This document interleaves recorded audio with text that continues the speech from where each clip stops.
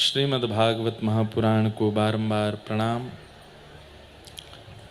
संत जनों के परम आशीर्वाद से, विद्वत वरेण्य महानुभावों की परम कृपा से हम आप सब लोग श्री द्वारिकाधीश जी के पावन सन्निधि में, रणछोड़ राय भगवान जी की पावन सन्निधि में सप्ताह श्रीमद् भागवत ज्ञान यज्ञ का रसस्वादन प्रवचनामृत पान कर रहे हैं, जिसका आज षष्ठम दिवस यहाँ प्रारंभ हो रहा है।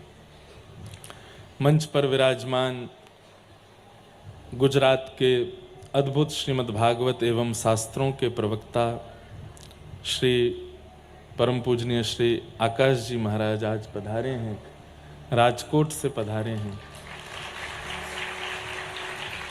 सौराष्ट्र में ही आता है राजकोट। सोमनाथ की भी सुगंधी है राजकोट में, द्वारिका की भी सुगंधी है, दोनों लेकर के महाराज जी पधारे हैं। आपके साथ वैसे शारीरिक मिलना तो बहुत ज़्यादा नहीं हो पाया, लेकिन कोरोना काल में जब सब बंद था, मुझे स्मृति है उस बीच में एक कॉन्फ्रेंस वीडियो पर कुछ एक पॉडकास्ट जैसा ही हुआ था और बहुत आनंद आया था। महाराज जी बड़ी अच्छी कथा और बड़े अच्छे भाव यहाँ गुजराती भाषा में भी, हिंदी में भी, सब में प्रकट करते हैं। आप पधारे, आपके ज्येष्ठ भ्राता भी आए हैं, दोनों को बारंबार प्रणाम। मंच पर विराजमान हमारे समस्त विप्रवृंद, सब गंधर्वजन, कथा के निमित्त मात्र यजमान परिवार और आप सब मनोरथी जन और आगंतुक विराजमान बड़ोदरा के एवं आसपास के क्षेत्रों से आए हुए समस्त श्रोता भाई बंधु मातृशक्ति बालक मित्र सखा, सबको जय श्री कृष्ण, जय सिया राम, जय श्रीमन्नारायण, जय जय श्री राधे, जय द्वारिकाधीश। बड़ी कृपा, आज ठाकुर जी की मंगलमयी कथा जो बड़ोदरा में इस वर्ष की प्रथम कथा है, उसका षष्ठम दिवस और कल विश्राम दिवस है। कल से आप लोगों को इतनी जल्दी नहीं आना पड़ेगा, आनंद कीजिएगा, सुनी हुई कथा का मनन चिंतन कीजिएगा। जो वैष्णव बालक जन और जो युवा भाई बहन सुबह 8 बजे से आके अपना स्थान ग्रहण कर लेते हैं, उन्हें सर्वप्रथम तो हम बारंबार प्रणाम करते हैं, उन्हें बारंबार वंदन करते हैं। आप लोग इतना उत्सुक और इतना भाव ठाकुर जी के कथा के प्रति रखते हैं, ये आप सबके भाव की योग्यता है। आपको बारंबार वंदन करते हैं।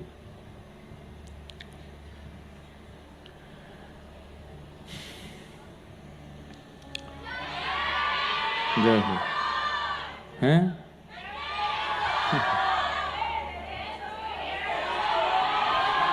अच्छा, केम छो? मजामा छो?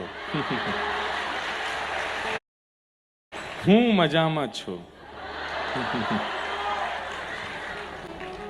हमको गुजराती आती तो नहीं है, पर हमें कभी कभी सच में यहाँ के जब भाव सुनते हैं, संकीर्तन सुनते हैं, यहाँ के कवियों की जब भाषा और उनके जब भाव सुनते हैं, तो मन में बहुत आता है कि वैसे एक बात बोल रहे हैं कि हम कहीं भी जाते हैं, वहाँ की भाषा में जब वहाँ के भक्तों के विचार सुनते हैं, तो मन में लगता है कि ठाकुर जी एक गुण और दे देते कि भारत की सारी भाषाएं आ जाती हैं हमको। और वहाँ की भाषा का जो, वहाँ के भक्तों का जो भाव है, वो सुनने में कितना अच्छा लगता, कितना सुख मिलता। पर एक बात हमेशा याद रखिएगा बंधुओं, सब लोग इधर देखो, ध्यान से सुनो, और हमारी प्रार्थना है कि सन्मुख बैठने वाले और जो बिल्कुल व्यासपीठ के सन्मुख ही होते हैं, उनसे हमारी विशेष प्रार्थना है, 2-3 काम ना करें। एक तो उठ के ना जाएं, दूसरा पानी ना पिएं। आप पानी पीते हैं तो हमको लगता है हमें चिढ़ा रहे हैं। और तीसरा काम, फोन ना चलाएं। और चौथा काम सोए ना। वैसे तो सोते नहीं है, पर फिर भी व्यासपीठ के सन्मुख वालों को तो बहुत ध्यान से बैठना चाहिए। बीच में कोई उठ के जाते हैं, प्रारंभ में ही उठ के चले जाते हैं, एक आध लोग ऐसे हैं, पर वो फिर पूरी कथा का, सभा का अमर्यादा क्रम होता है, और फिर उनको संभवतः आने भी नहीं देना चाहिए। जो एक बार उठ जाए उनको फिर बोला अब आप बाहर ही बैठो, बाहर से ही सुनो। यहाँ इतनी मारा मारी चलती है बैठने की, और वो उनको स्थान मिलता है फिर भी उठ के चले जाते हैं, तो ये तो अनुचित कृत्य है। कथा मनोरंजन नहीं है, कथा मनोमंथन है, मन का मंथन है, और मंथन के लिए स्थिरता बहुत आवश्यक है। मनोरंजन में विचलनता होती है, कभी इधर कूदो, आगे कूदो, पीछे जाओ, कहीं भी लेट जाओ, वही तो मनोरंजन। और मनोमंथन के लिए तो एक स्थिरता, एक स्थान पर स्थिरता का होना बहुत आवश्यक है।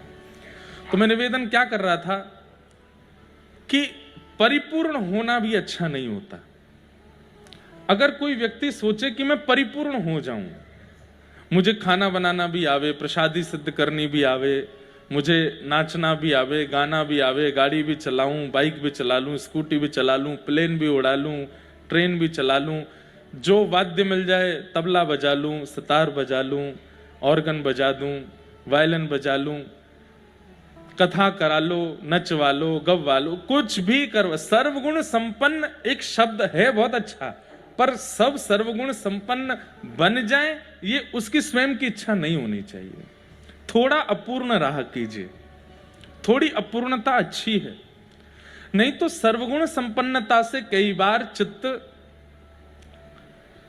अभिमानग्रस्त हो जाता है, और वो अपने गुण के भाव में गर्विष्ठ हो जाता है कि मुझे ये भी आता है, वो भी आता है, ये भी करके मैं इसको भी कर लूंगा, ये मुझे ठाकुर जी ने सब कलाएं सिखा रखी हैं, सब आता है। नहीं, हम कहते हैं परिपूर्ण रूप से सर्वगुण संपन्न मत बनिए, एक गुण को आधार लेकर के उसमें सर्वगुण संपन्न, एक ही गुण में परिपूर्ण बनिए और उसी से ठाकुर जी को प्राप्त कीजिए। तो जरूरी मेरे मन में भी आ जाते हैं भाव कि ये भाषा भी आती, वो भी आती। मैं महाराष्ट्र में जाता हूं तो वहां के भक्तों का मन का लगता है कि ये भाषा भी आती तो अच्छा रहता। गुजरात में आके लगता है यहाँ के भक्तों के भाव आते तो अच्छा लगता।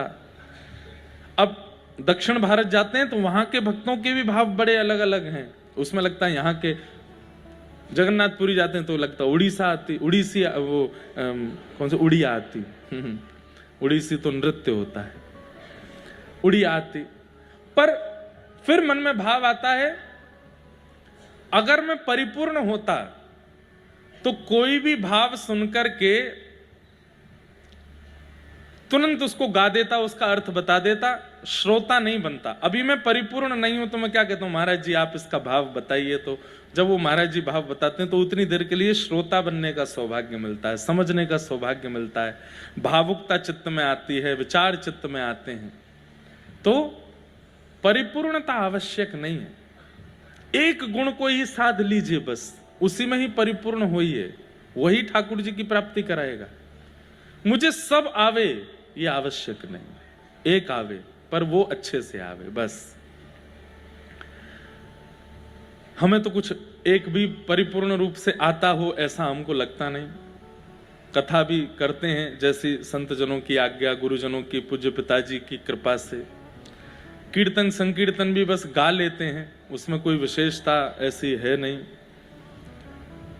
जो भी क्रिया करते हैं बस उसमें एक भाव रखते हैं कि ठाकुर जी रीझ हैं और ठाकुर जी को रिझावे वाले जो वैष्णवा में वो रीझ हैं, बस और कोई भाव नहीं। तो परिपूर्णता की भी इच्छा चित्त में नहीं होनी चाहिए। भोजन के प्रति भी एक नियम है आयुर्वेद में कि जितनी भूख लगी हो 2 रोटी कम खाओ। कोई कह रहा होगा मुझे भूख ही 2 रोटी की लगी हो तो सीधी बात कहने का अभिप्राय ऐसा होता है कि पेट रूपी घट को थोड़ा खाली रखो ताकि पाचन में और स्वस्थ जीवन जीने में आपके लिए वो उपयोगी हो। अरे हमारे यहाँ तो व्रत का विधान बना दिया गया, अन्न नहीं खाने देते। एकादशी के दिन वैष्णवों के लिए व्रत कर दिया, प्रदोष के दिन शैवों के लिए व्रत कर दिया, नवरात्रि में शाक्तों के लिए व्रत कर दिए। ये व्रत का विधान क्यों है? इसमें एक भाव तो यह भी है कि ठाकुर जी चलो प्रसन्न होते होंगे, पर मूल भाव यही है कि हमारे पूर्वाचार्यों ने विचार किया कि ये जीवात्मा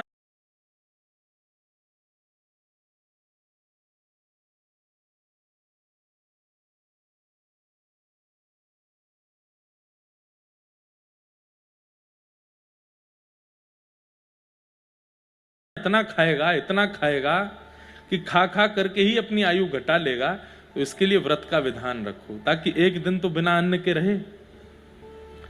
लेकिन आजकल के व्रत भी अद्भुत होते हैं, कूटू की पकौड़ी, कूटू की कचौड़ी, और वो कौन सी खीर बनती है, समा की खिचड़ी, और साबूदाने की खीर है, काय के, हाँ, आलू का हलवा।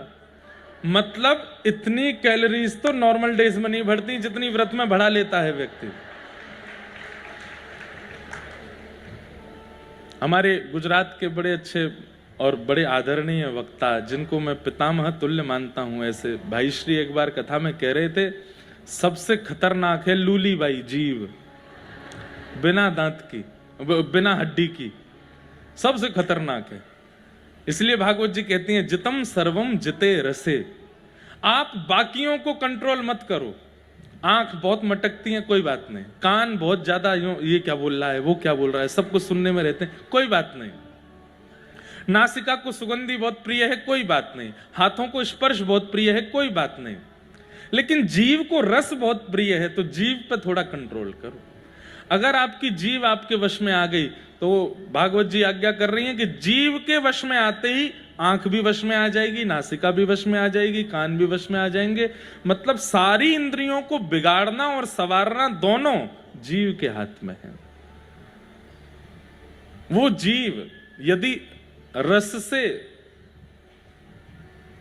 थोड़ा सा बचे, सांसारिक रस से, अगर वो आपके कंट्रोल में। अच्छा, इसमें एक बात और, कई लोग ऐसे आपने देखे होंगे जो बहुत अल्प खाते हैं, छिलके की दाल के साथ में सूखी रोटी खाते हैं, लेकिन फिर भी उनका क्रोध शांत नहीं है। खूब सामान्य सात्विक भोजन करते हैं, समय से उठते हैं, समय से सोते हैं, समय से सब क्रिया करते हैं, लेकिन फिर भी उनके कई विचारों में, भावों में क्रूरता, काम का दर्शन हो जाता है। इसका मतलब फिर वहां भी आप कह सकते हैं, महाराज जी इन्होंने तो रसना जीती है, फिर ये ऐसे क्यों है? रसना का जीतना मतलब केवल भोज्य पदार्थ में नहीं होता। रसना का जीतने का मतलब वाचाल में भी। अन्यश्च दोष गुण चिंतन माशु मुक्त्वा। श्रीमद् भागवत में कहते हैं कि व्यक्ति एक